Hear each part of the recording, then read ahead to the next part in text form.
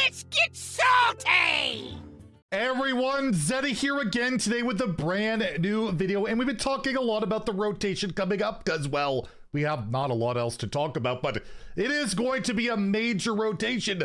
But one thing that has been startling is when I take a look at a deck like Elise Rogue, one of the best decks out there, and you take a look at the cards that, you know, will never leave standard, like Prep and Step, or the other cards like Deja Vu, Nightmare Fuel, Creature of Madness, Flashback, Mirrex, and Elise, and Opu, and Dethrone, and Ashimane, as well as Shallow Drizzle. There are a lot of cards that will remain that this deck could possibly be good, or just a lot of really good cards available for Rogue. But what we're going to be doing is taking a look at two classes in Mage and Priest, where I have no idea what the hell these classes are going to do. And we're gonna just take a look at their best performing decks to see how little will be remaining, and then just go over each class's cards that will be staying around after rotation and be like, yeah, is there much to work with? Are they gonna need some really broken cards in the next core set?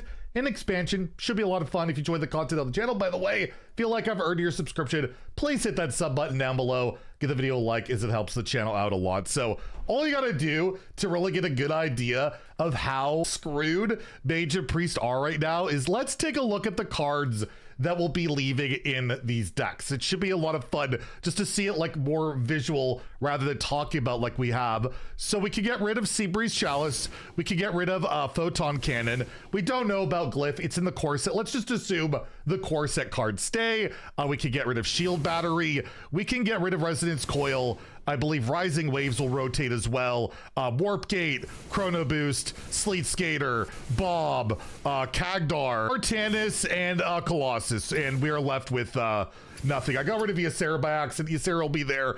But yes, not a ton, but obviously StarCraft deck, pretty StarCraft related. Let's take a look at Elemental Mage, which is the other best deck, which is not doing great to begin with. What will remain? Well, we got Sizzling Cinder will stay. Living Flame will stay. They'll lose Spontaneous Combustion. They'll lose Blazing Accretion. They'll lose Zeph. They'll lose Lamplighter. They'll lose Trickster, as well as Solar Flare leaving. I guess a bit over half the deck intact, but yeah, the deck's basically gone as well. So Mage really gutted, and like a card like Sleet Skater losing is such a big deal. And then you look at Priest, in Zarimi Priest. Well, obviously, Zarimi's leaving. We're also losing Gift Wrap, well, Scale Replica, I believe Fly Off the Shelves, right? That one is Whizbang's Workshop, believe as well. Zarimi, Bob, Clay Matriarch, even repackaged. I like this list I have of Crumble Crusher in it. There's not a lot of high sample lists out there. Ziliac, Ceaseless, and again, not left with much. And I mean, obviously, Protoss Priest, right, is losing basically everything. All these cards, we could just say goodbye to basically everything here. This deck will cease to exist, obviously, without the Protoss stuff. Not exactly doing a lot, but okay, we're losing all those cards. We're losing basically the main decks that Priest have, that Mage have. What do we have to work with these classes? And I think the worst off we'll start off with is Mage more so than Priest, because I feel like they just didn't get anything this year. I feel like they almost got zero competitive viable cards, and if they did, they really relied on prior stuff. Because you have, right, Into the Emerald Dream, you have Imbue, which, don't get me wrong, has made an impact in Wild, but it's because of that card there. Reckless, whatever it's called, Apprentice or whatever, is broken with that hero power. If it wasn't for that, the deck would be nothing, and it's still not amazing. You just have the Imbue stuff, which is so unbelievably far behind in standard. I would be shocked if it could catch up. And on top of that, I don't want it to, because it's just not fun to lose to a hero power, right? So they didn't really get much in Emerald Dream. If we look at the Lost City, sure, they did get the quest, which does see a bit of play, but all the good stuff for the quest is rotating, the whole spell deck, and quite a few discovers to boot. So that's basically this set, along with some elemental stuff.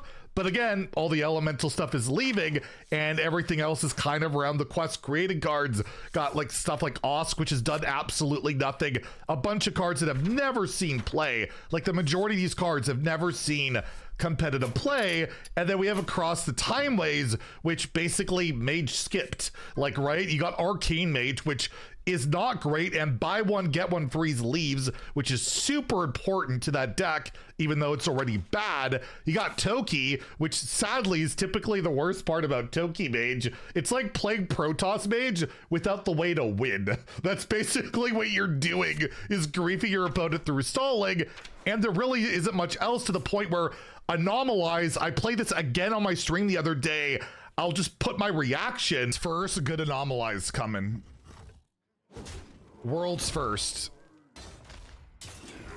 It's totally gonna happen. What would even be a good result? I don't know, but we're gonna find out. Check this out. Boom. What is this card supposed to do?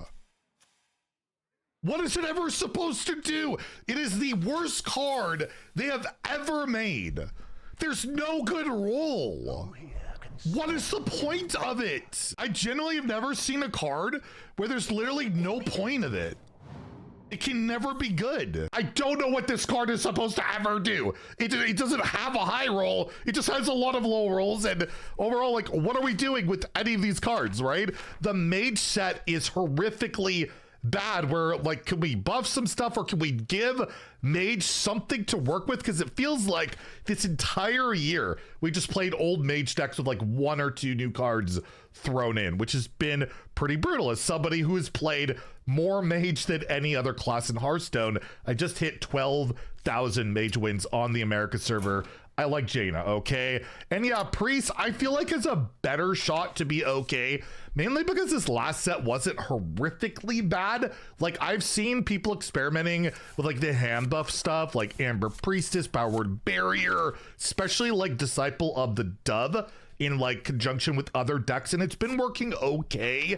And there are some like scam decks with like Medivh, although they're kind of losing a lot of potential with that scam, I think. But overall, there is some stuff to work with here from Priest. Even got like a decent AoE, although it overloads 2. Like, why? Come on, Blizzard. Overload 1 I can see, but overload 2 is a little rough.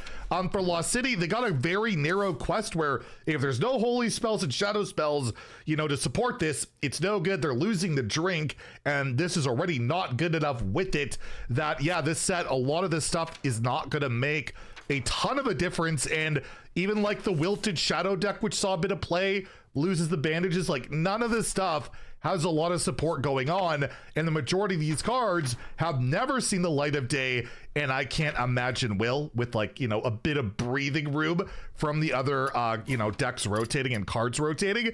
And into the Emerald Dream, there's a bit of a shot, because I do believe Imbue post rotation will be a bit stronger. Like, this is really close to being like a competitive decent thing again, where you just, you know, play your early Imbue and just span that hero power in a more style of aggressive deck. So they do have that package, which I do think has some potential.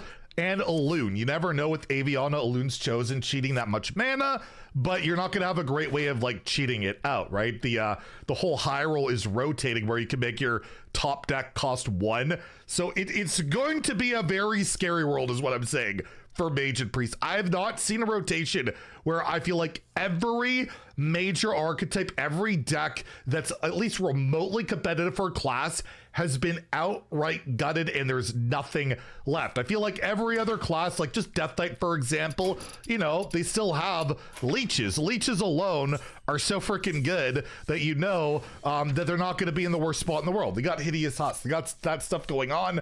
Demon Hunter has all the Broxigar, no minion stuff that could possibly work out. The Death Rattle package, Druid, Location Druid, which I might get a video on tomorrow. By the way, I haven't done gameplay in a little bit, and there's a Location Druid deck doing really well, so I might do that soon. But they still have all that stuff going on. Hunter does lose a Discover Hunter, but they have a lot of good beast stuff going on and possible other tools. Plus their quest, not this one, the other quest, right, is actually pretty good and could have some validity. Like, I'm just saying, the other classes feel like they have a chance without like major additions, whereas Priest and Mage, yeah, have me a little bit concerned. And I'll even admit, you know, as much as I like to dunk on Priest, I do have a fair amount of wins here. I do have a fair amount of Priest wins. Yeah, there's the Mage wins. I would like to add on to those totals next rotation and all that. And yeah, it's really concerning. I hope maybe they could do some buffs for those cards, or maybe they just do have some really